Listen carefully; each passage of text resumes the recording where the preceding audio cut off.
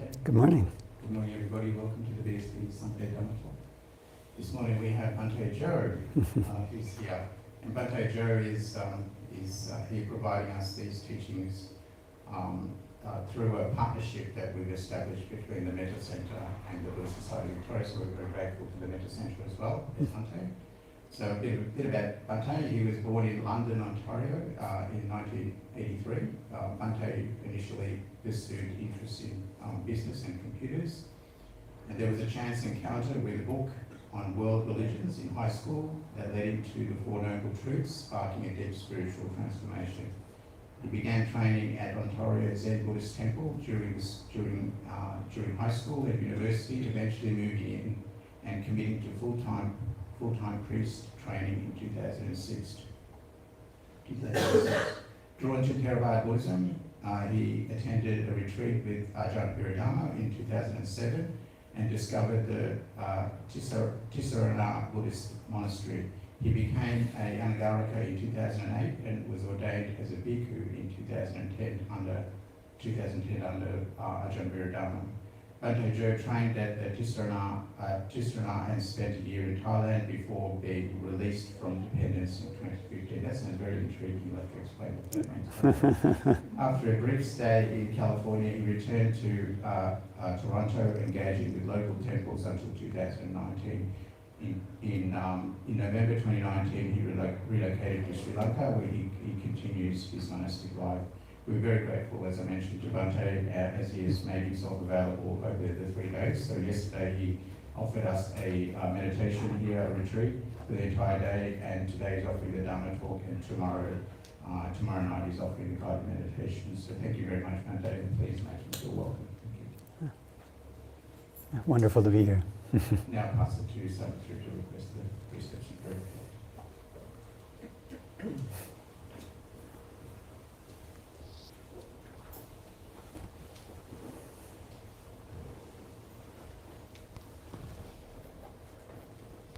මම වාර්තේ තිසරණේන සහ පංචශීලයන් යාචාමි. ဒုတိယံ මාර්ගාස්ති තිසරණේන සහ පංචශීලයන් යාචාමි. තතියම්පි මාර්ගාන්ති තිසරණේන සහ පංචශීලයන් යාචාමි. So please repeat after me. Namo tassa bhagavato arahato samma sambuddhassa. Namo tassa.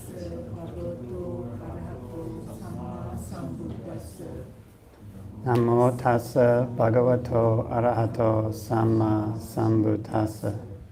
Namo tassa bhagavato arahato samma sambuddhassa. Okay, so please repeat after me. Buddhang saranang gacchami. Buddhang saranang gacchami. Dhammang saranang gacchami.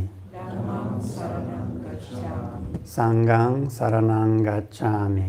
Sanghang saranang gacchami. Dutiyampi buddhang saranang gacchami. Dutiyampi buddhang saranang gacchami. Dutiyampi dhammang saranang gacchami. Dutiyampi dhammang saranang gacchami. Dutiyampi sanghang saranang gacchami.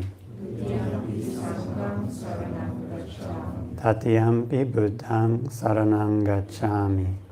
Tatiyampi buddhang saranang gacchami. Tatiyampi dhammang saranang gacchami. Tatiyampi dhammang saranang gacchami. Tatiyampi sanghang saranang gacchami. Tatiyampi sanghang saranang gacchami. Tisarana gamanang sampurnang. Panati pata veramani sikapadang samadhiyami. Panatipata veramani sikkhapadang samadhiyami. Adinadana veramani sikapadang samadhiyami. Adinadana veramani sikkhapadang samadhiyami. Kamesu miccācara veramani sikapadang samadhiyami. Kamesu miccācara veramani sikkhapadang samadhiyami. Musavada veramani sikapadang samadhiyami. Musavada veramani sikkhapadang samadhiyami. Sura meraya majja pamadatthana veramani sikapadang samadhiyami. Sura meraya majja pamadatthana Please repeat after me. Imani pancha sikapadani samadhiyami. Imani pancha sikapadani samadhiyami. Imani pancha sikapadani samadhiyami. So I'll just repeat this part to wish everybody well. Silena sugatim yanti, silena bhoga sampada, silena nibutim yanti, tasma silang visodhaye. So that means virtue is the source of happiness, virtue is the source of true wealth, virtue is the source of purity, I believe, therefore let virtue be purified. So now we'll chant Itipiso, I believe. Itipiso bhagava arahang samma sambuddho vijjacharana sampanno sugato lokavidu anuttaro purisa dhamma sarati satta deva manusanang buddho bhagavati swakato bhagavata dhammo sanditiko akaliko ehi passiko panaiko pachatang veditambo vinyuhiti supatipanno bhagavato savaka sangho uchupatipanno bhagavato savaka sangho Nyaya patipanno bhagavato savaka sangho samici patipanno bhagavato savaka sangho yadidang chattari purisa yugani yatta purisa pungala Esa bhagavato savaka sangho ahuneyo pahuneyo takineyo anjali karaniyo anuttarang punya ketang lokasati karaniya matta kusalena Yantang santang padang abhisame chasako uju chasu acho chasamudu anatimani santu sako chasubaro cha apakicho chasallahu kawuti santin Trio cha nipako cha apagambo kulesu ananugindo nacha kuddang samachare kinchiyena vinyu pare upavadeyung sukino wa kemino hontu sambe satta bhavantu sukitatta ye kechipana bhutati tasawa Tavarava navase sadhikava ye mahantava majjima rasaka nukatula dittava ye vaditta ye chadure vasanti avidure bhutava sambhave siva Sambe sattha bhavantu sukhitatta naparo parang nikupetana timanyeta kattachinang kanchibhyarosana patigasanya nanyamanya sadukamicheyamata yataniyang puttang Ayusa eka puttamanurakke evampi sambhabhute sumana sangbhavaye aparimana Mettancha sambalokasming mana sangbhavaye aparimana Uddhang adocha tiriyancha sambadang averang asapatang ทิทันชารังนิสินโนวาสยานโนวายาวทัสสวิกตามินโดเอทังสทิงอดิเทยพรหมเมทังวิหารังอิดามาหุดิทินชานุปกัมมศีลวะตัสสะเนนะสัมปันโนคาเมสุวินัยเกตังนาหิจาตุกัมบะเสยังปุนาเรติติ So, give a Dhamma talk for about 45 minutes. Namo tassa bhagavato arahato samma sambuddhassa. Namo tassa bhagavato arahato samma sambuddhassa. Namo tassa bhagavato arahato samma sambuddhassa. Buddhang dhammang sanghang namasami. So very nice to be here in Melbourne. It's my first visit here and my second visit to Australia. And being from North America, you can't help to make a little bit of a comparison. And Sydney has kind of like a West Coast feel, if I was to compare it to North America. And here in Melbourne feels a little bit like the East Coast, which is where I'm from. Kind of, it was snowing a little bit, so in Newbury Monastery, I felt right at home. So, years ago, when I was a young man, I was in university, as Sri just mentioned. And at university, there was this young fellow who had the chance to go on a trip. So I'm on a trip now. I had the chance to go and travel. He went to South America for a leadership conference, and he came back. And he said, one of the interesting things, the thing that I really learned on this trip was, wherever you go, that like essence of who you are, that's something that you keep. You have that wherever you go. Wherever it is that you go, you've really got that essence of who you are.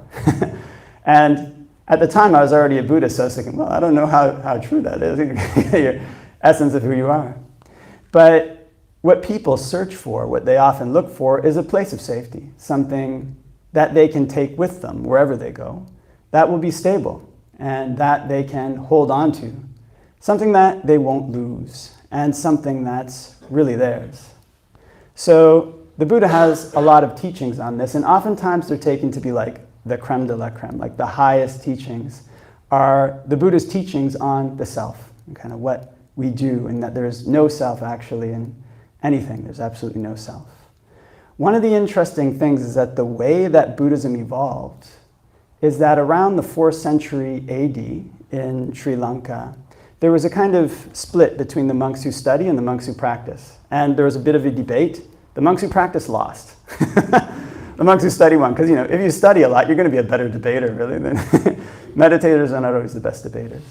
This was the culmination of a process that had been going on since shortly after the Buddha's time, in which the Buddha's teachings started to be interpreted less and less about what was inside and more about what was outside. So the process started probably with what we now call the commentaries and evolved into the Abhidhammas, about which there's like about 18 different competing schools back in the days.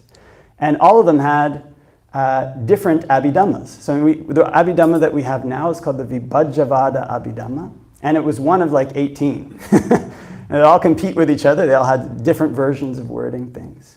And it was very interesting to the people at the time. There were like kings who would moderate these debates that people would have. And if you won the debate, you would get, royal patronage or patronage from really rich people. So there was this impetus, there was this push to develop new doctrines, to develop new ways of looking at the Buddhist teachings that were interesting. Okay? And what's more interesting than what's really real outside? Yeah? What is it that's outside that's really real? So oftentimes still when we come to the Buddhist teachings, or we think about what the ultimate, the highest level of the Buddhist teachings are, we think if we really practice, we're going to get an experience of ultimate reality. Yeah?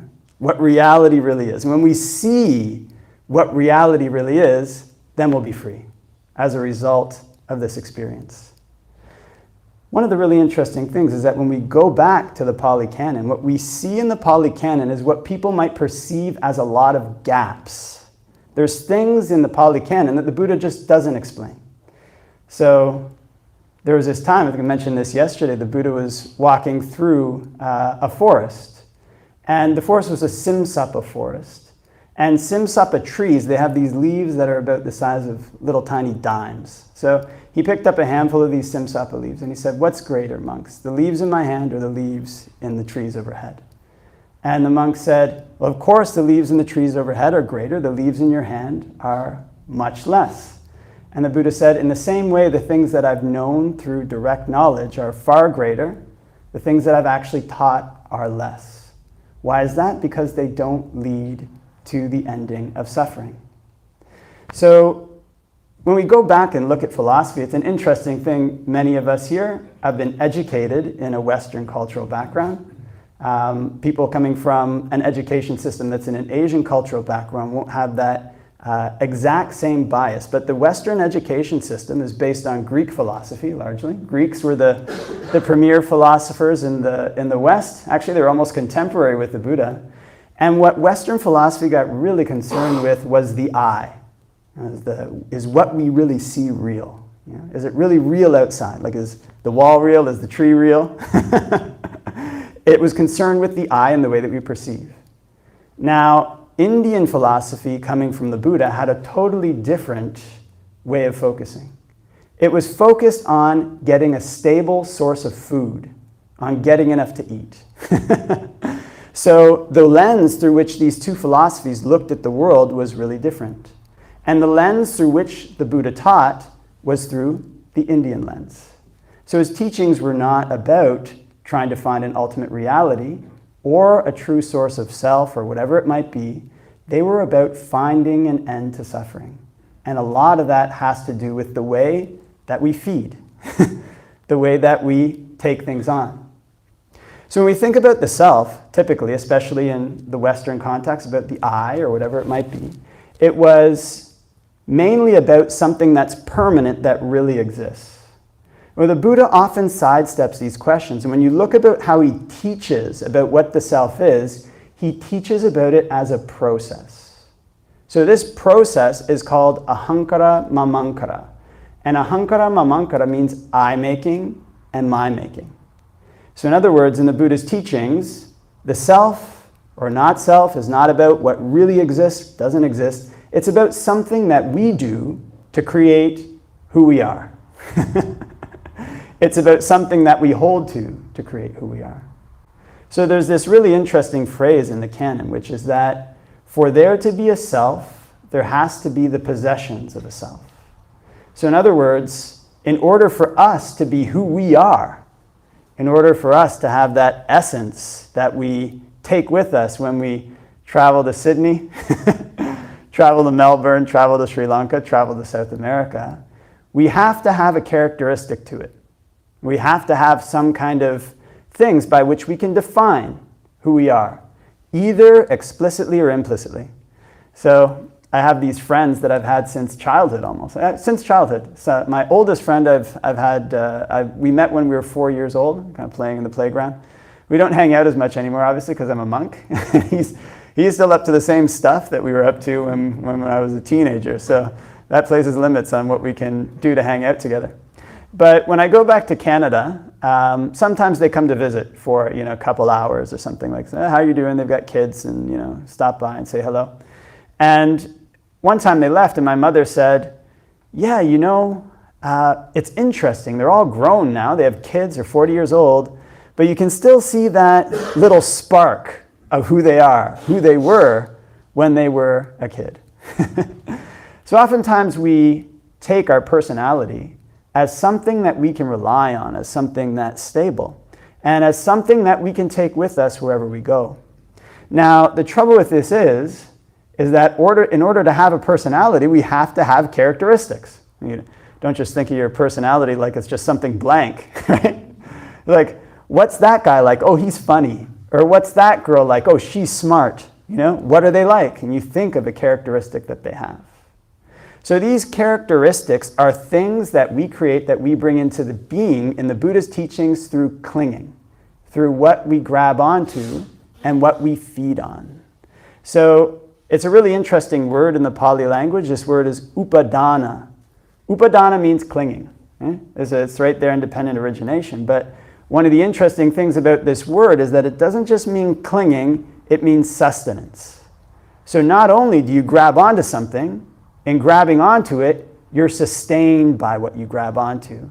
You're supported by what you grab onto. And this support is the creation of a sense of self. It's a creation of who we are. It's the creation of our personality.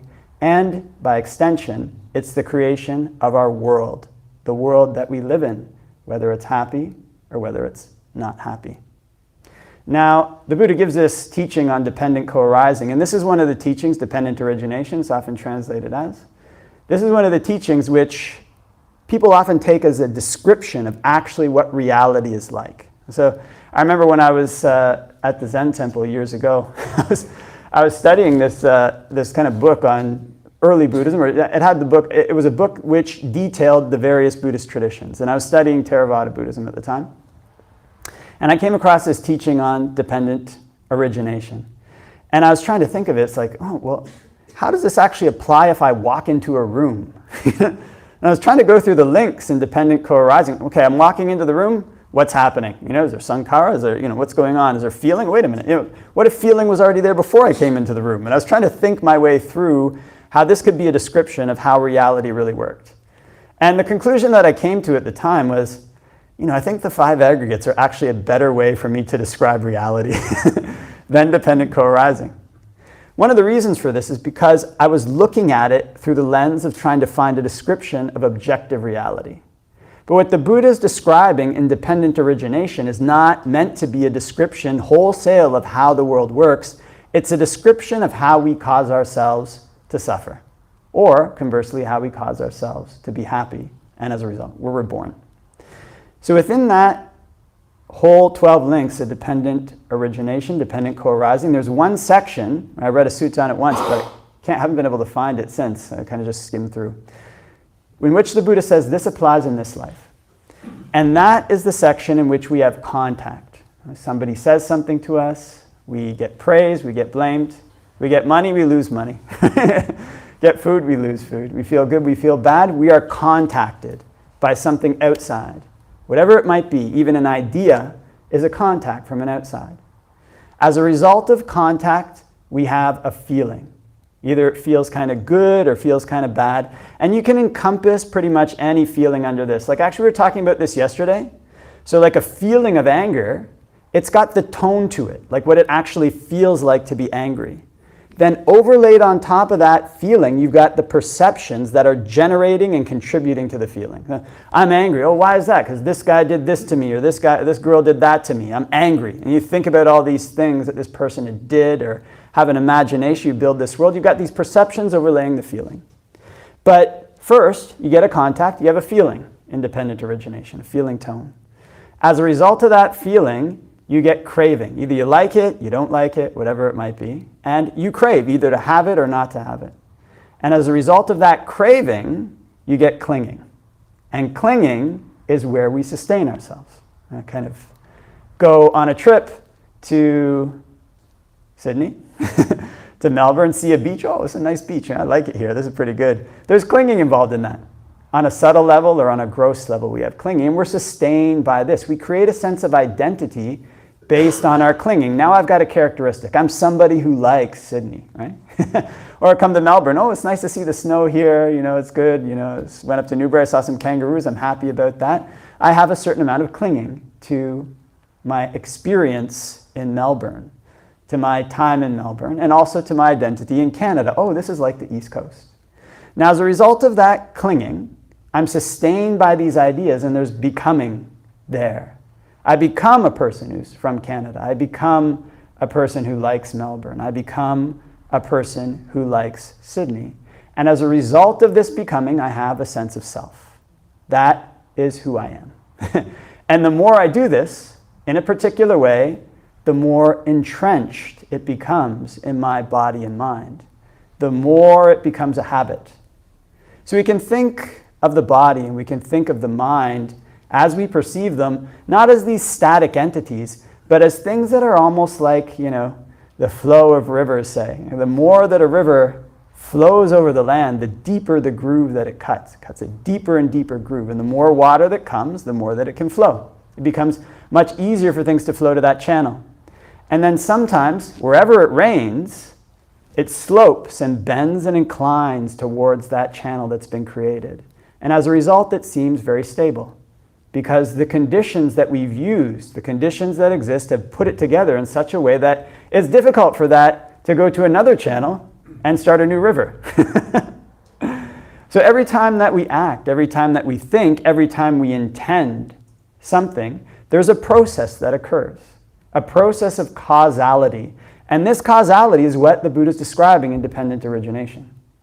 Now, if we create our sense of self out of knowledge, then it leads us to happiness. And you can see people like this. And they go places, they're happy. They go another place, they're happy. You see another person, very, very rich, very good circumstances, and they're unhappy. I mean, they're sad with those circumstances. So in that sense, wherever a person goes, they take who they are. They take what they created. Now, all this may sound a little bit complicated, and it's working out, but what it means is very good news for us. It means that if we want to, we can create a self that is happy. We can create a self that is easeful, and we can create a world by extension, which is a good place to live in, which we like to live in, which is a place that's easeful, that we can stay without difficulty. So there's this very interesting phrase in the canon. There's all these teachings on not self, which sometimes interpreted as no self.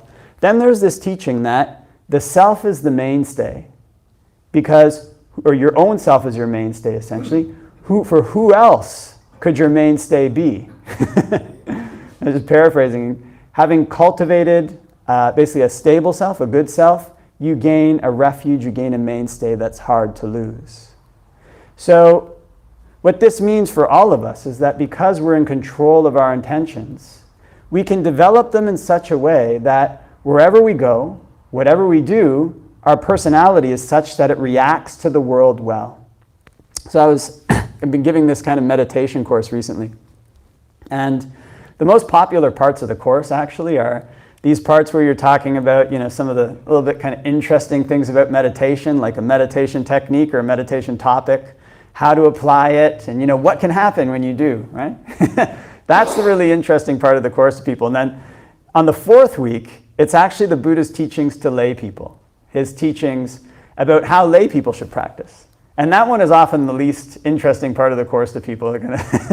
Sometimes less people come for that session, and then more come for the last one, which is the higher goals of meditation. But the Buddha's teachings to lay people are things that one has to very carefully consider if one doesn't have the time to practice full time. Because what one does during the day, how one creates a sense of self as a layperson, is largely bound up with how one interacts with other people. How a person relates to other people and how they relate to them. So in Canada, and here in Australia, the speed limits are much more strict. I noticed that they have these kind of like speed cameras. You kind of go too fast, they'll take a photo of you with their phone. In Canada, they tried that many years ago, but people took them to court, and so the government had to back off. But I think the court decision went a different way here. So in Canada or Australia, more here, if there's a speed limit, you can't really go beyond it. I mean, if you go beyond it, you can get a ticket. Here is more likely than Canada, you'll get the ticket. And so what that means is that if you've got a Toyota, there's a maximum speed you can go. If you've got a Mercedes-Benz, maximum speed you can go. And for anybody who's been in both a Toyota or a Mercedes-Benz, I mean, they're not that different, really. Like in a country like Australia, a country like Canada, I mean, they're kind of the same. Actually, sometimes I find the seats, like my uncle had this BMW, and it was like this really low to the ground car, kind of like this roadster, it looked really cool and fast. It was really uncomfortable. You get in this thing and you're like leaning back, and every little rock that this car hit, you could feel it, like boom, boom, kind of riding in this sports car. Maybe it'd be nice to have a Toyota now, kind of better shock absorption. So the difference between these two cars in terms of their comfort, in terms of their utility, in a country like Canada, a country like Australia, is not that great. But what is very different is the way that people treat you when you drive a Mercedes-Benz versus you drive a Toyota. Hop out at the gas station with your Mercedes-Benz, the guy or girl, whoever's filling the tank may treat you different. The people at the counter may treat you different. The people at events that you pull up to may treat you different because of your Mercedes-Benz. And as a result, people desire this Mercedes-Benz. So one of the hidden elements in the way that we create a sense of self, if we are especially not a full-time practicing monastic, but even if we are a practicing monastic, is through our relationships with other people, through how people relate to us and how we perceive their relationship to us. So the Buddha's teachings on not self take a very practical turn. Now, we don't just think about this to, again, discover an ultimate reality. His teachings on not self are never called like a mark or a lakkhana of reality. They're called a perception. He calls them anatta sanya. You never see anatta lakkhana. Lakkhana means mark. It occurs nowhere in the Pali Canon. In other words, this again comes back to what we do, and we can use the teachings of the Buddha on not self to stop ourselves from suffering. So as a monk, I was meeting with Ajahn Nisarano the other day at Newbury Monastery. And one of the things that he said, he's like, yeah, as monks we do a lot of counseling. Because I had the chance to interview him about his practice and about his takes on meditation. This is what he said. And when you listen to people, you do counseling with them, a lot of where their joy comes from is other people. A lot of where their suffering comes from is other people.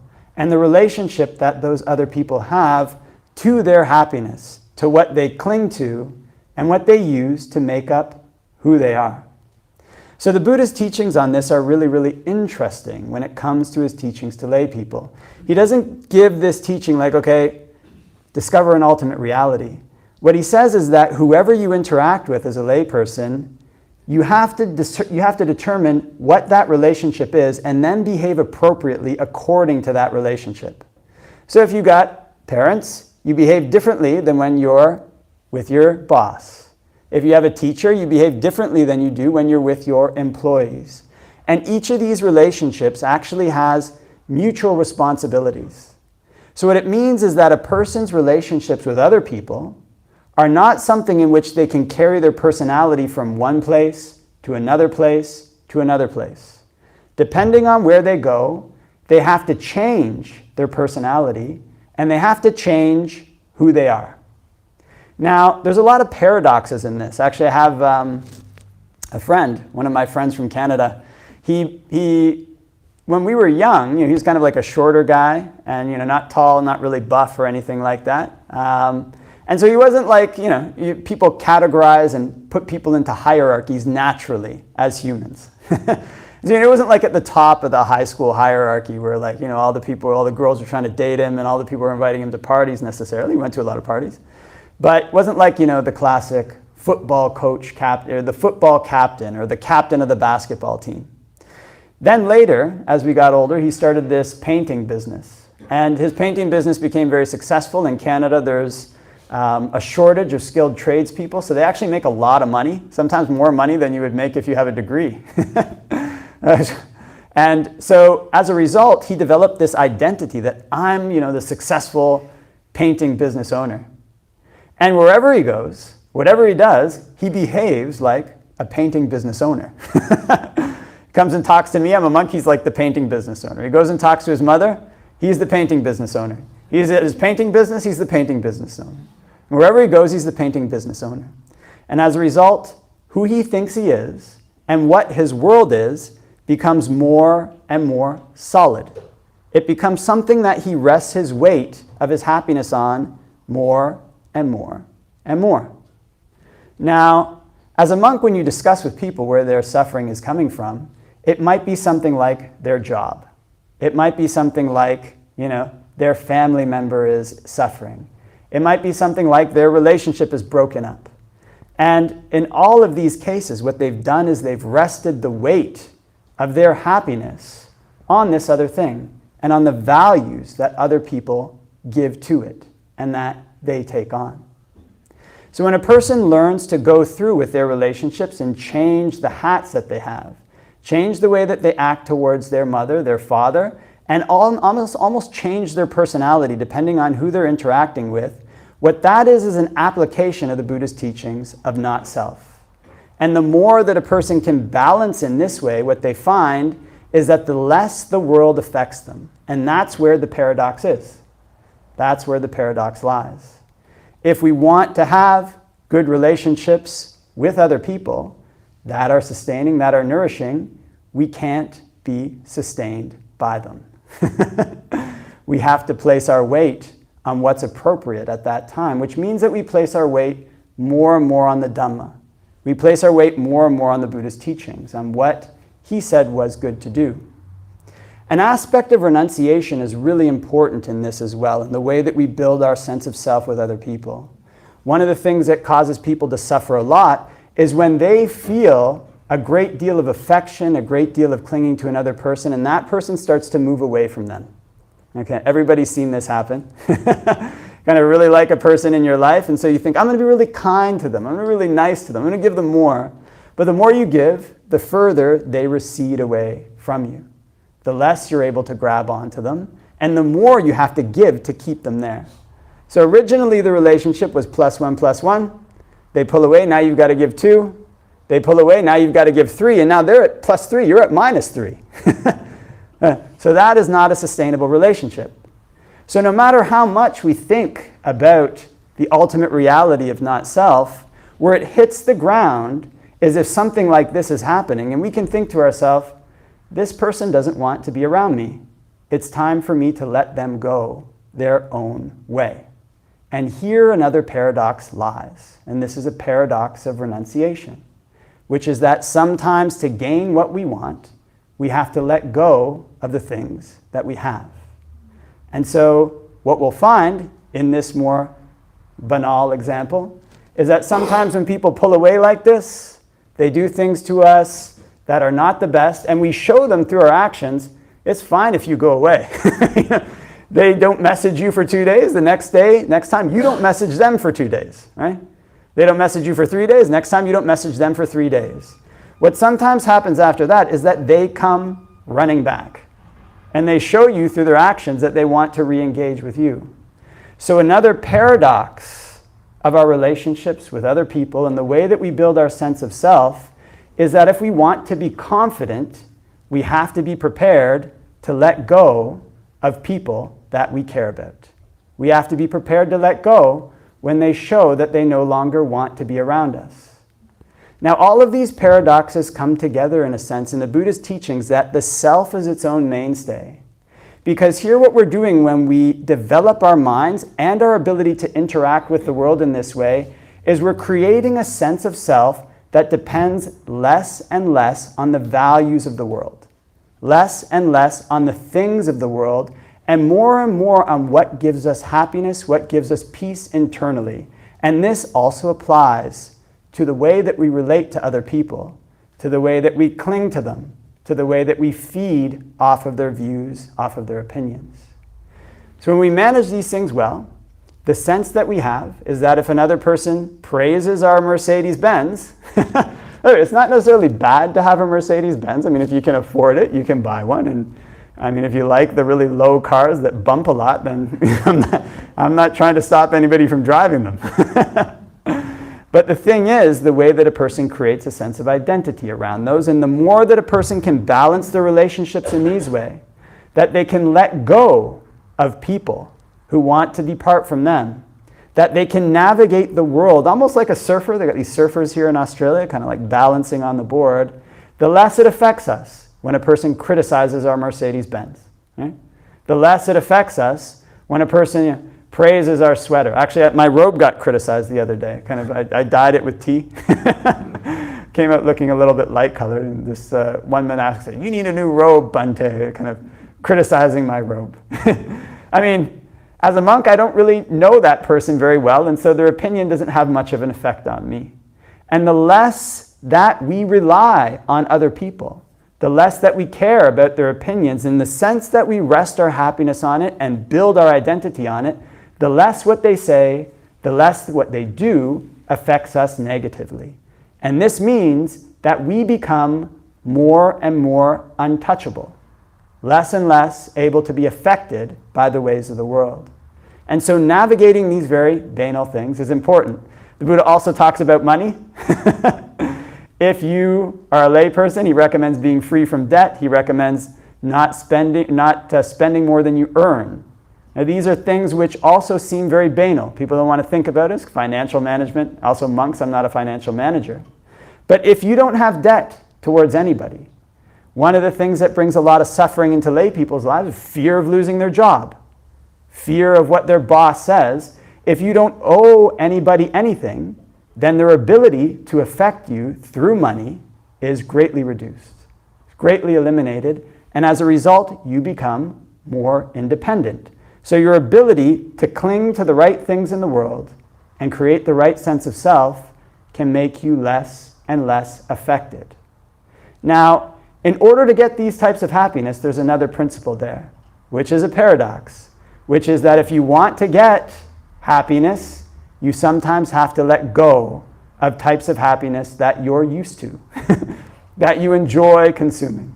And so, remember when I was a young man, I kind of gave this example yesterday, I used to like to go to the gym, work out, and lift weights and these things. People like to do that. And if you want to get good at lifting weights, if you want to get good at working out, you have to give up eating certain types of food. And you have to give up certain types of things like smoking and kind of partying or whatever it might be. Because if you do those things and you go to work out, your workouts aren't going to be that effective. So I remember it was a time when all my friends, they got to smoking marijuana. I don't think it's legal here in Australia. It became legal in Canada. So marijuana is now legal in Canada. Before, when I was young, it was like this drug. Now it's almost maybe like a herb. Maybe in the future it'll be a spice that people add to their food. I don't know. But it's now legal in Canada. And there was a time when I was a young man, I started to smoke it a lot with my friends.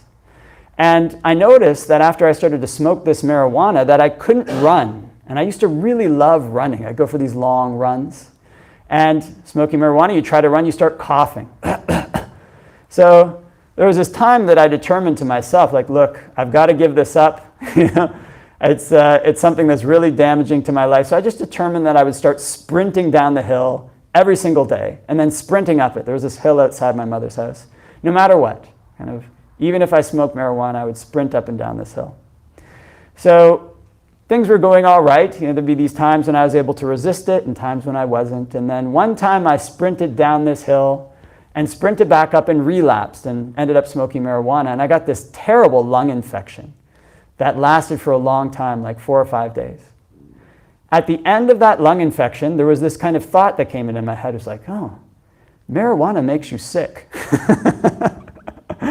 After that, the addiction basically lost its power. And I only smoked marijuana, I think, one more time in my life, and that was it for the addiction. So in order to have a higher level of happiness, we have to give up lower levels of happiness. And the Buddha teaches this in a way that's stepwise.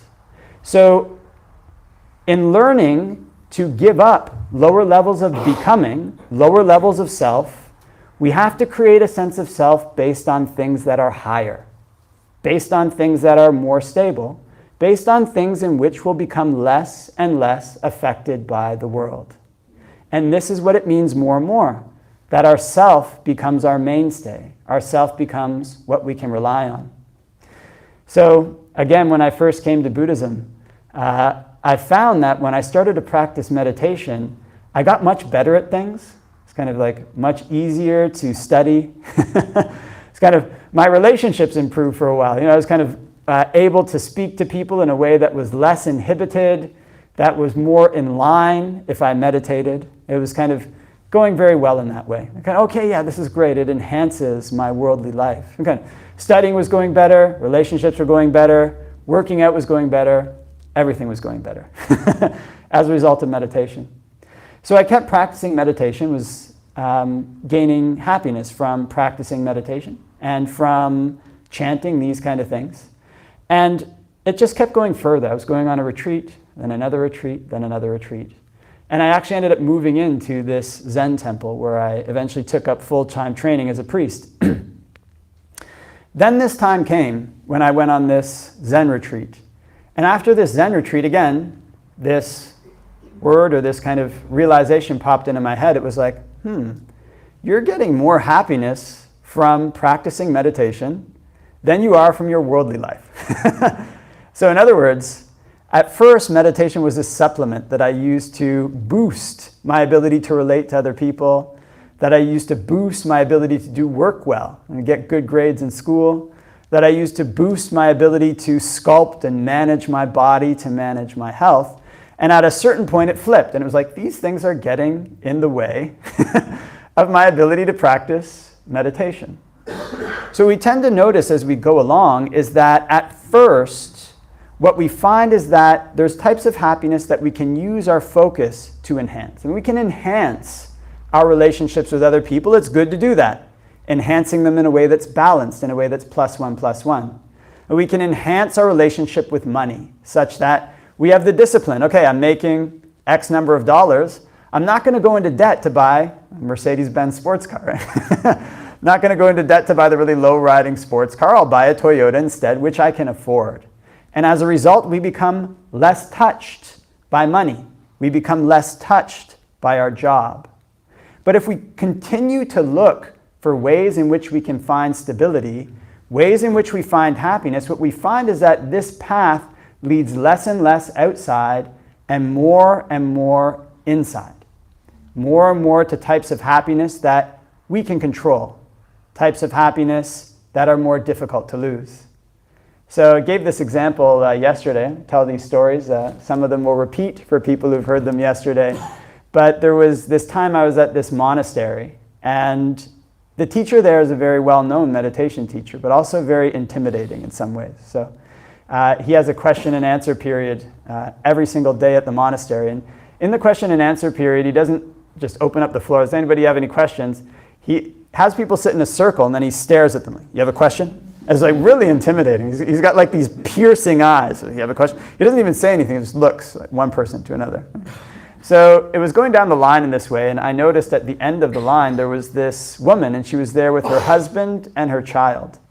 And she looked really upset. I was going, what's she thinking? What's the question that she has? So it goes one person, another person, another person. Finally it came to her, and he kind of stared at her. Question.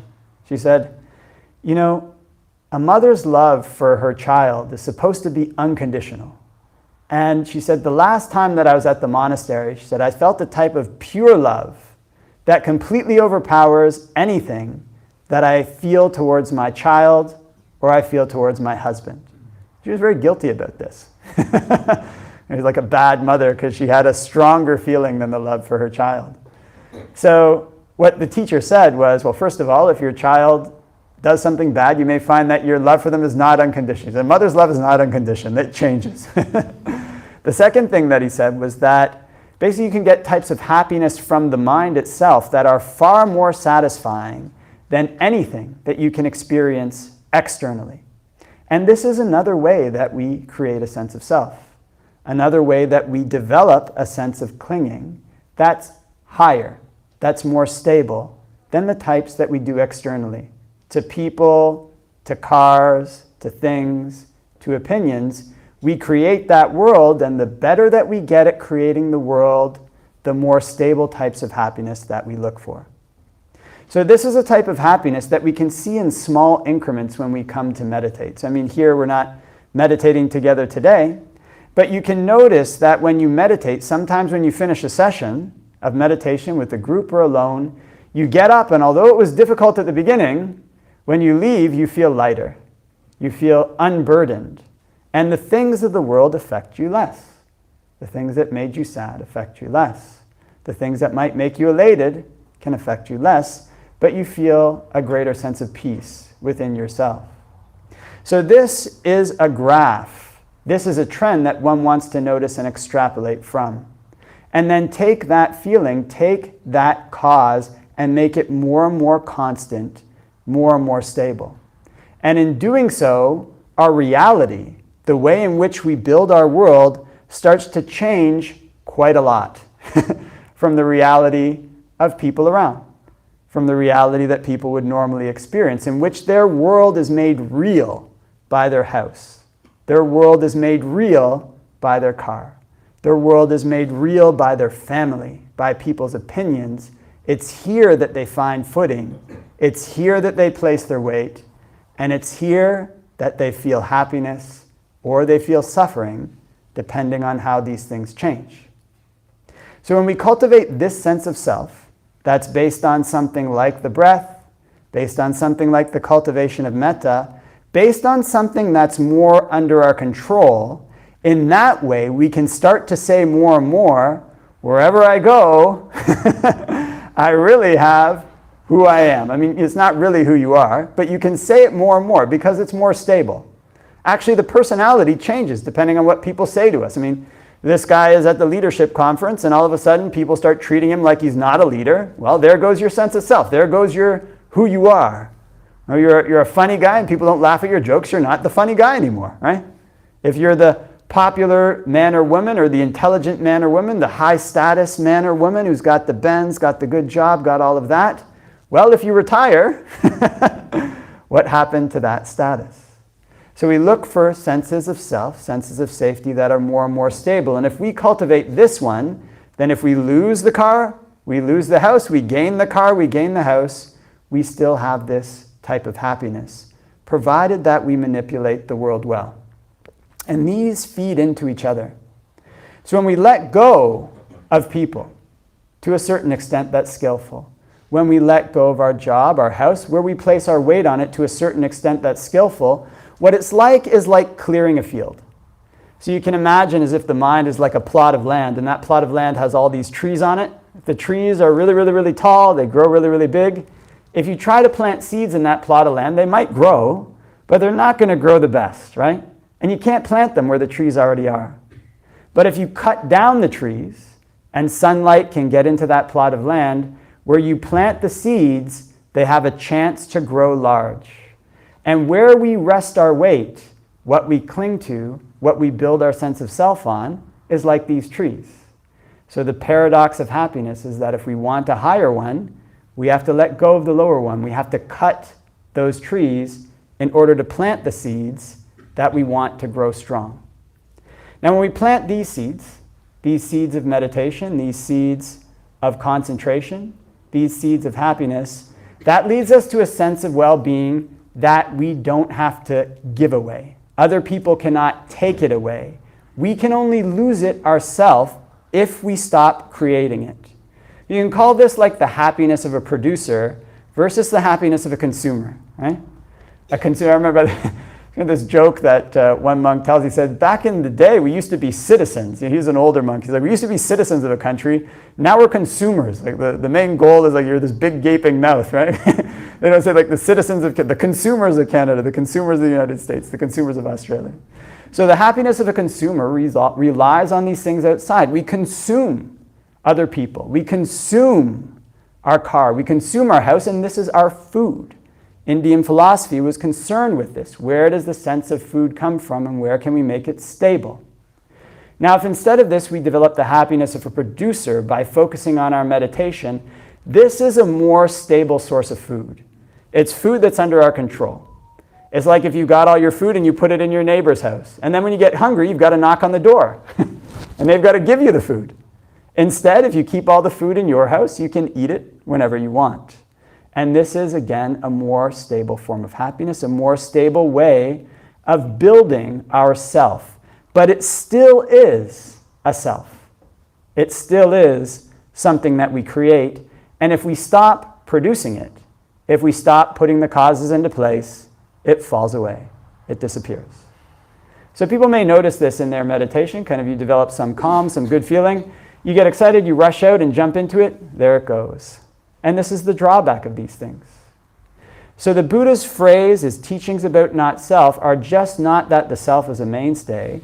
He has this phrase, sabbe sankhara anicca, sabbe sankhara dukkha, but then he says, sabbe dhamma anattati. In other words, all conditioned things are not self. Or so all things are not self. All dhammas, but only all conditioned things are impermanent. All conditioned things are dukkha. Now, the reason for this is because there is something that does not depend on conditions. There's something that's deathless, that is not born and doesn't die. So the Buddha says there is the unborn, there is the unformed, the uncreated. If there wasn't the unborn, the unformed, the unoriginated, the uncreated, there would be no escape from the born, the form, the created, the originated. But because there is this escape. Now, the more that we build our sense of self well, the more that we manage it well, the more that we come to see that what we're actually doing is creating our world. And in creating this world, it requires effort. And wherever there's effort, wherever there's creation, there needs to be maintenance. Right? We need to maintain our relationships with other people. And we need to maintain our money. We need to maintain our cars.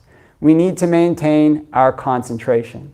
We need to maintain our virtue. We need to maintain the Dhamma in order for it to give us results. And because we need to maintain it, it means that it is not a stable source of happiness. This applies even to our practice of the Dhamma. So as we notice that we're clinging to these things, as we notice that we're feeding off of them, there's a choice that we can make when we're ready.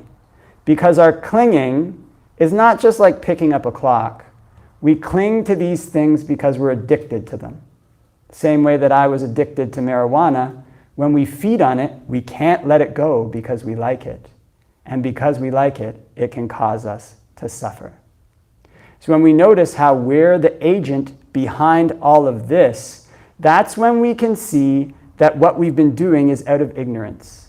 We create the world because we think we can control it. We create the world because we think it's stable. And when we realize that no matter how well we create it, it will never be something that we can maintain, then we search for a happiness that's even higher. We look for a happiness that doesn't have to be maintained. And getting this happiness does not proceed through a realization of ultimate reality. It proceeds through dispassion. It proceeds through a not wanting. It proceeds through a lack of desire to create anything at all. And that dispassion is followed by release. It's followed by freedom. Freedom from the need to create a sense of self. So Nibbana is not self.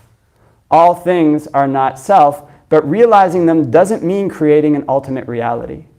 It means creating our world more and more skillfully, letting go of lower addictions to grab onto higher ones until we can let go of all addictions entirely. And where there's no need to create, there's no coming, there's no going, there's no staying still, and just this is the end of suffering. So we need to take on the Buddha's teachings on not self in the way that he intended, not as a description of an ontological reality, but as a tool that we use to stop our cravings, to stop our clingings, so that we build a higher and higher sense of self until we don't need to create a sense of self at all. Because there is the unborn, the unformed, the uncreated, the unoriginated. And just this Noble Eightfold Path, building better and better senses of self until we can let go of them all, is the path that leads us there. Okay, so I think I'll leave that for reflection. It's about 10:30. Does anybody have any questions about that? Yeah.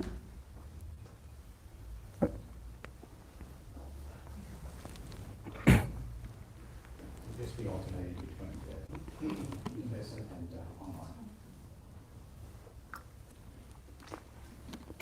Hi, I'm from Canada too. Oh, are you? As if you didn't know by my accent. Anyways, I wanted to just, we're talking about like red addiction, and I just want to have a disclosure right here. I have found Ajahn Sona's videos on YouTube, Mm-hmm. and I have become addicted to them all day, except for when I'm working, and then at night when I'm going to sleep. So I just want to let you know I've actually, I'm kind of like a groupie. It's really weird. Anyways, except for the snow part, I don't mind the snow. What I wanted to say is that I'm also stuck in this phase of right effort. Mm-hmm. Right effort, Mhm. He wrote a book on right effort, Okay. planting the seeds like a garden, and you're digging up the weeds and planting the good seeds and making sure as far as your spiritual practice goes. Mm-hmm. And I'm just like, I'm kind of stuck in there, and I'm just like kind of wondering, like, when am I going to be unstuck with that and moving on further? Because I do meditation, I do a lot of chanting and all that kind of stuff, but I'm really stuck on just like doing the right thing all the time. So Right. it's my question. Sure, I don't yeah. think it hasn't really answered. Well, yeah, Ajahn Sono was actually one of the monks at my ordination. So, Okay. yeah, he was really funny. Yeah. I've only met him that one time. There were only 5 monks, he was one of them. Yeah. And I still have really good memories of all the jokes, jokes that he told at that time. So, basically, until you become an arahant, you will be putting forth effort of some kind in order to become an arahant, whether it's subtle or gross. And this, is another important aspect of the Buddha's teaching. Sometimes people want to do something in which they're in emptiness, or they're using nibbana as an object, or whatever it might be. Wherever there's an intention, there's effort. And so however subtle the intention is, there's going to be effort involved in that. So you don't necessarily have to worry about, like, should I stop my effort? Worry about what you're addicted to that's causing you to suffer. And that's usually right in front of our face, right? So what is it that I'm doing that I want to stop doing, but have not been able to stop successfully so far? And then work on that. Through your meditation, use the additional concentration that you have through your meditation to work on these external things. And as a result, your meditation can become more and more of a mainstay for you, because you're using it to manage your life. It has to flow out in that way. And so as your meditation becomes more and more of a mainstay, then you can develop states of concentration, just even at your work or even walking down the street. And this is another additional tool that you have. But ultimately, these things, again, the metaphor of a seed and a garden is one that the Buddha gives, and I guess Ajahn Sona wrote a book on it. I haven't read the book, but it sounds like a good one. It's good. Yeah, and if you are planting a seed and you water the seed, you can't make that seed grow faster than it does by pulling on it, or by watering it extra, or by tilling the soil extra. So it's not really productive, actually, to worry about when it will bear fruit. You worry about whether you're putting the correct conditions into place for that seed to germinate, grow, and bear fruit, because that's your responsibility. So in the same way, becoming anxious about whether, I'm not saying that, here we use the word uddhacca kukucca even for very subtle states, like subtle states of worry or subtle states of remorse, like I don't have this or I have this. You can see this in the canon with Venerable Anuruddha. He hadn't attained arahantship, and he said, I still haven't attained arahantship, but I have all this effort. And Venerable Sariputta says, that's your restlessness and remorse. You worry that you haven't attained arahantship. So being concerned about when to let go of effort, one has to recognize that is an aspect of the mind that's connected with uddhacca kukucca. And it has to be held in balance. We want to attain arahantship, but if we become worried about attaining it, then it's flipping over into a place in which we will be blocked in our meditation. So what you want to place your desires on, instead of having the weight of them too much on the end goal, is place them on managing the conditions well. Because managing these conditions well is what allows the plant to grow. And when it grows, it'll bear fruit in its own time. But you have to manage the conditions very subtly up until that time. So dispassion develops through our investigation into what it is that makes us happy. And there comes a point which these things build. Our desire for something better builds to its greater than our desire for life. And our fear of suffering builds to its greater than our fear of death. And that is when the mind is ready to take a step beyond both life and death. And you can't force it to get there. It has to get there by searching out everything that you cling to in life. Because that's the same thing as death. So it's actually quite profound what the Buddha is leading us towards. Life and death are part of one reality that we cling to. And there's another paradox there, that if we want to be happy, we have to be able to take a step beyond the both. So just manage the conditions well, manage your happiness well, become more and more of a connoisseur of what it is that makes you happy and makes you suffer. And then when the mind is ready, it will be able to let go of everything in samsara, both life and death, to step into something that's beyond them both. Okay.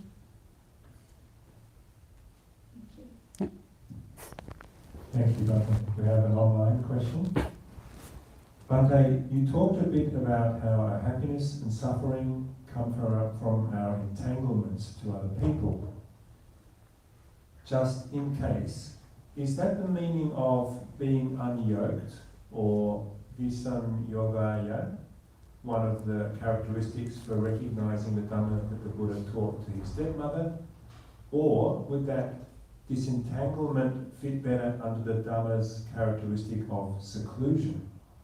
Right, so a Pali categorization. So my full disclosure, I'm not an expert Pali scholar. I mean, I studied it for a couple of years actually, but there was one time my Pali teacher, he asked me, he said, what's the meaning of Nissaraniya? He just asked me out of the blue, and I couldn't answer him. He got really disappointed. He's like, you should learn Pali better. Like, I kind of know the grammar, but I actually don't know the words very well. So one of the things with the Buddha's teachings is that, again, we have to approach his teachings in the Pali Canon not from the mentality of a Western classification system, but from the mentality of the Asian classification system. So oftentimes the Buddha would use a word, and that word carried more than one meaning. I mean, even the epithet for the Buddha, Tathagata, it can mean both thus come or thus gone. So I mean, as a Westerner, what you're going to be is it thus come or thus gone? You kind of like start a fight over that, right? But I mean, if you're a Buddhist practitioner, it can mean both thus come. I mean, an arahant's experience is that it's just this, you know? They've let go of their attachments to things and they experience things as just this without proliferation. Or it can be thus gone. They're well gone from the world. It's both.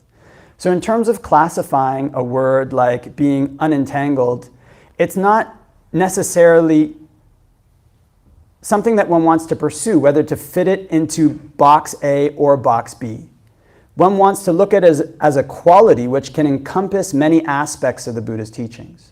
So the Buddha, for example, has said that his teachings are deep in their meaning, and you can take like even a single 4-line gatha and practice that from the lowest levels to the highest. So being unentangled can apply on the level of relationships. You become unentangled from the relationships that you have that are not +1 in the way that the Buddha recommended. You become unentangled from your relationship to money in the sense that you desire external things so much you go into debt. And now people have leverage over you. Your job has leverage over you. You're afraid of missing a payment. So you become unentangled from those things. You become unentangled from the world at large when you can find safer places to rest.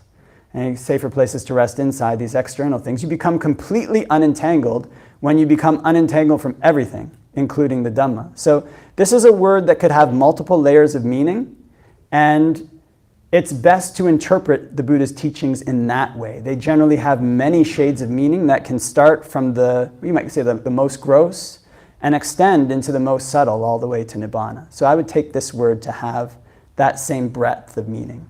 Yeah. Yeah.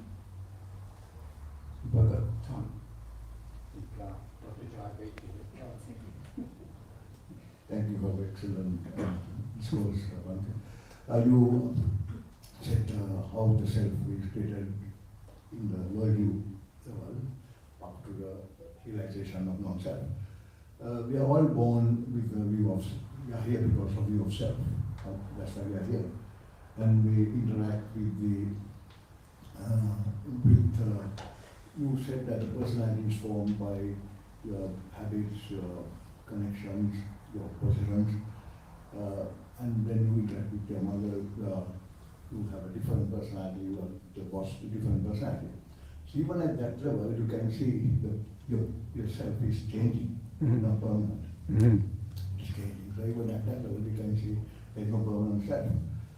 Then also, if I see somebody, I create that person with my memory, and at that time only I create that person as a personality, and I create myself with respect to that person.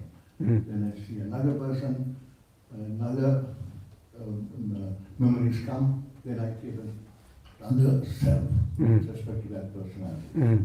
So that is how I see this, how personalities are, self is formed, and it's changing by looking out and looking in all the time. And until you, of course, get to state that you get to subtlety and then better stable view of non-self.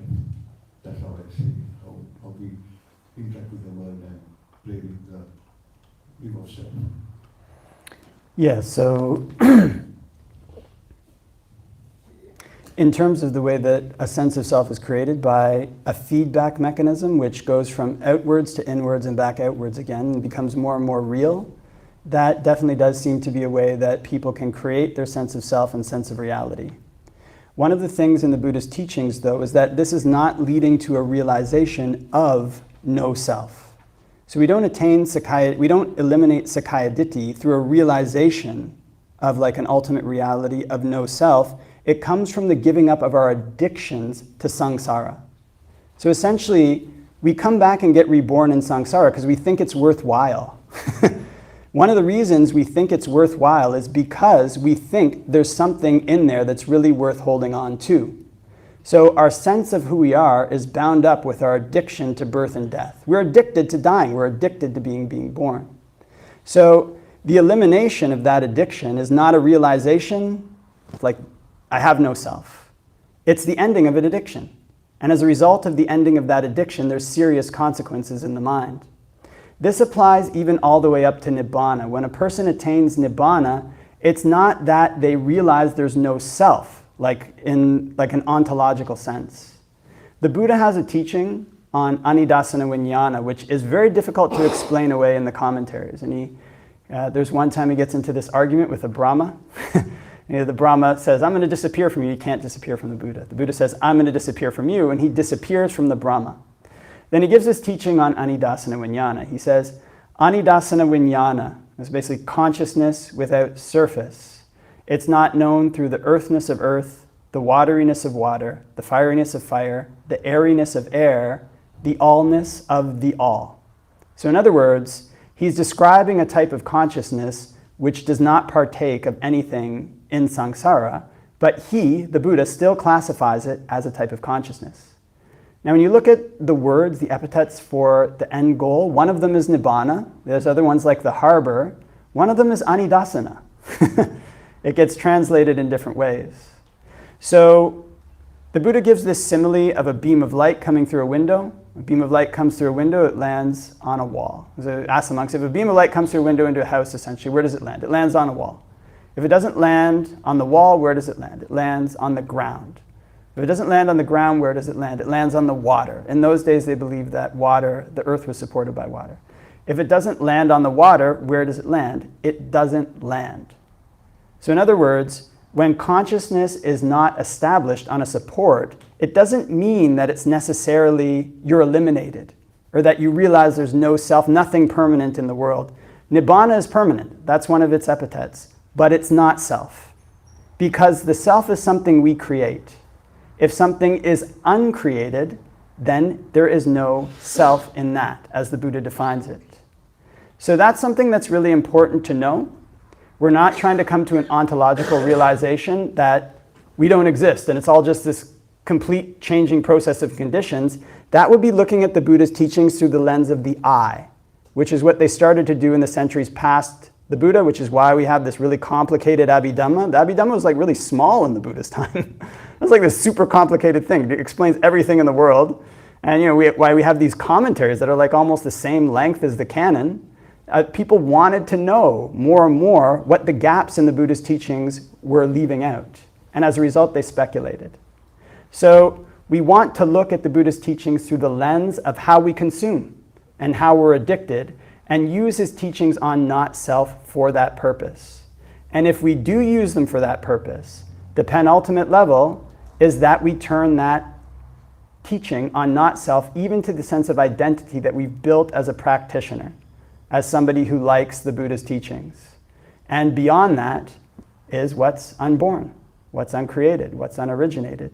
We're born, we're created, we're originated because of what we cling to. That's why we have a sense of self. And if we stop that clinging, then there is no creation of the sense of self. But it doesn't mean we're eliminated. So that's an important thing to understand, because if we approach the practice in this way, then it can lead us onwards and lead us beyond. If we approach it as trying to realize that there's no self, that attempt to realize that becomes another state of clinging.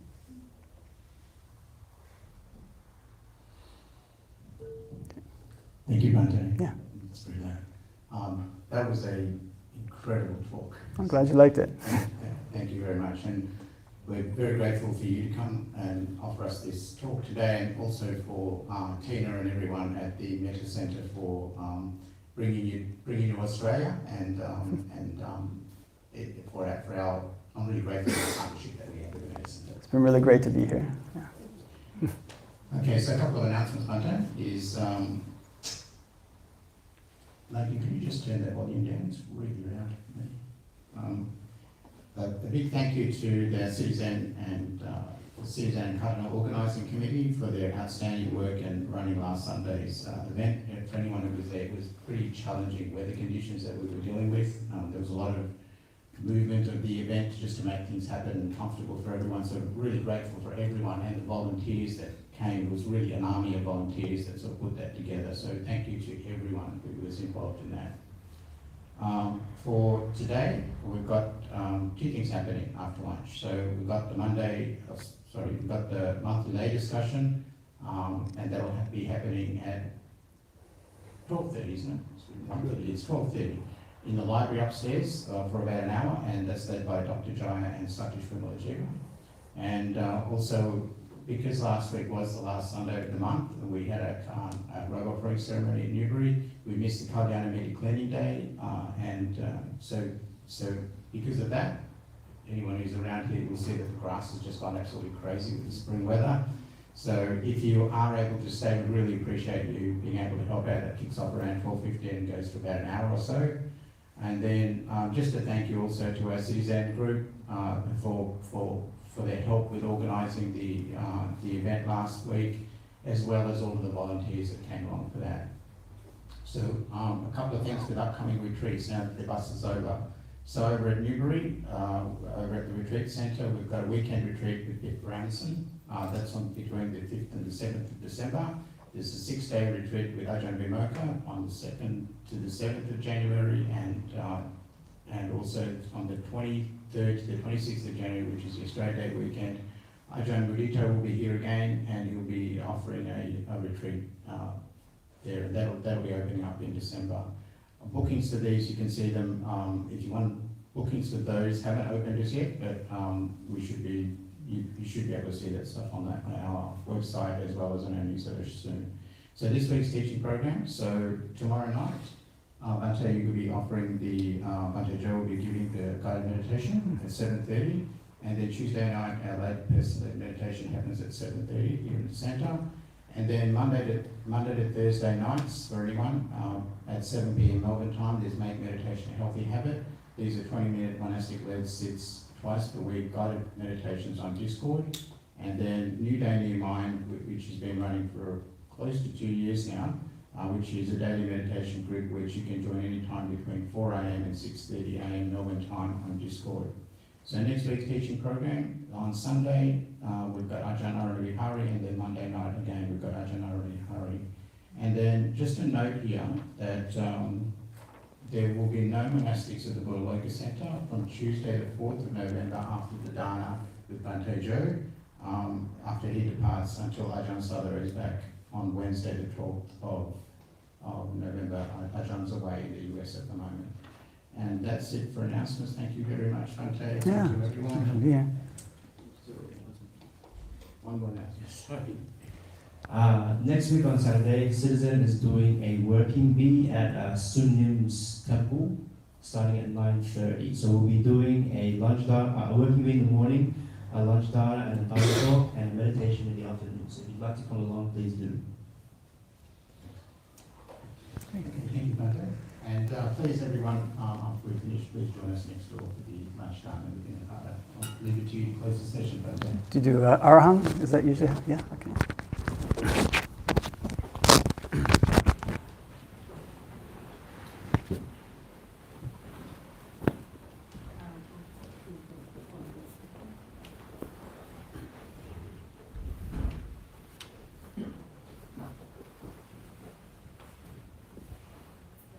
Araham Samma Sambuddho Bhagava Buddhang Bhagavantang Abhivademi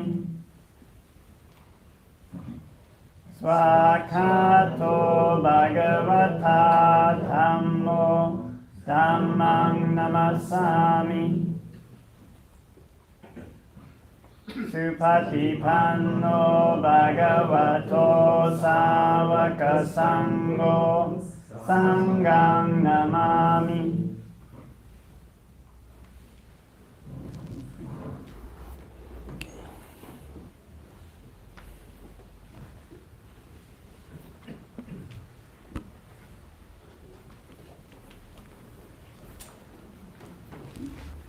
So lunchtime.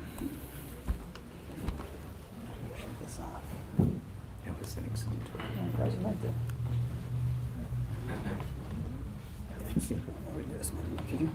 Yeah, there we go. Okay, release. All right. So how do we stop this?